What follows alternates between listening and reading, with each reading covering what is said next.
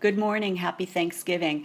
I apologize for being late with this post. However, prior to this assignment, I had not decided on my area of focus for my DNP project. And as I went through the process and went through preparing this presentation, my area of focus has shifted dramatically from my initial aim statement to the topic and the statement I'll share today.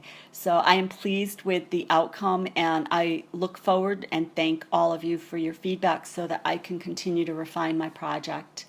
My area of focus is improving patient safety and how I, as a nurse leader, can achieve this. My global aim statement: the aim is to improve patient safety by reducing events of harm to patients in the hospital. Precursor events are near-miss safety events that happen that may also be referred to as great catches. These may reach the patient, but they do not cause what we would define as harm, or they may never reach the patient at all. But they are early warnings of a potential problem that could escalate and eventually cause a patient harm.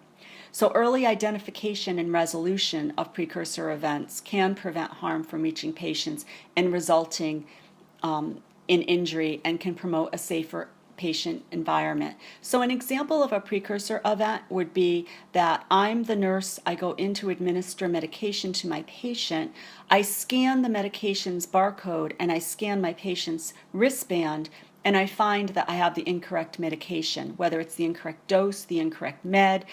I have the incorrect medication with me to administer to that patient. So I return to the medication dispensing machine and I obtain the correct med. It never reaches the patient, but there was a reason why I ended up at the bedside with the incorrect med. And had I not been the last line of defense, that could have reached the patient. So that's an example of a precursor event.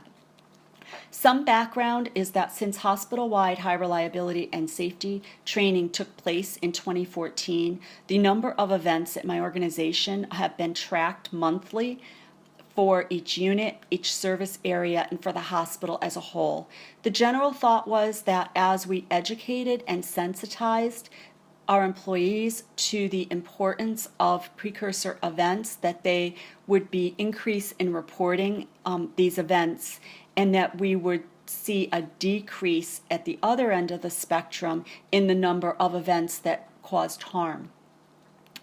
For the overall hospital, the number of events reported have increased. However, when data was reviewed for all the different patient care units, the general surgery inpatient units reported less precursor events than the other inpatient units.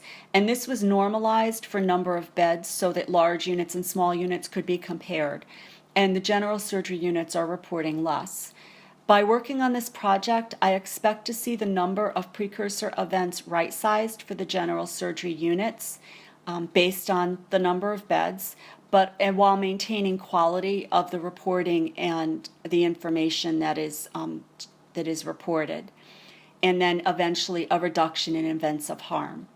So as I look at the cause and effect diagram, the causes for underreporting of patient safety events, this is incomplete. I know there's more, but as I reviewed and got feedback from staff, and these are some of the challenges or potential causes of underreporting. From a systems perspective, the online system can be perceived as cumbersome, and it requires additional work on the part of staff to put in these variance reports, and there could be also a lack of time to be able to do that.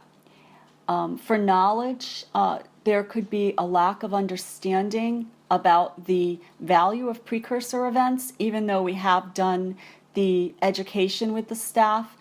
There are new staff, they may have forgotten. They may not even recognize the issue as being, quote, report worthy. So I go in to give that medication, I may figure out I fixed it. I don't even can see that as something I should report. And then there may be a lack of knowledge around just culture and the events and how it looks when there is a report.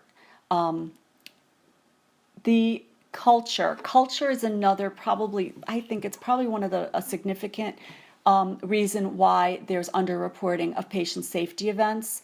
One is that the online system, even though I can enter an anonymous report, it's really not anonymous because I'm logged on when I do it. So there's a sense that it's not anonymous, that there is a fear of looking like you're standing out there reporting something, either fear of retaliation, fear of peer pressure, not wanting to get anyone in trouble, fear of liability, a fear of looking different, or that it's a reflection on my practice rather than a system issue.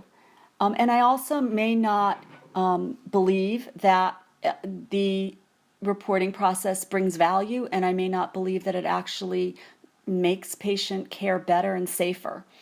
And then from a communication perspective, there may be no feedback given to me about what happens when I put that variance report in. So again, if I don't get any feedback and it takes me more work to do it, I may not continue to do it. So I'm looking forward in my project to work more on understanding what these causes are, because I believe there's more, and then refining my project to really address some of the key drivers and being able to increase the number of events reported. So thank you very much, and I look forward to any feedback.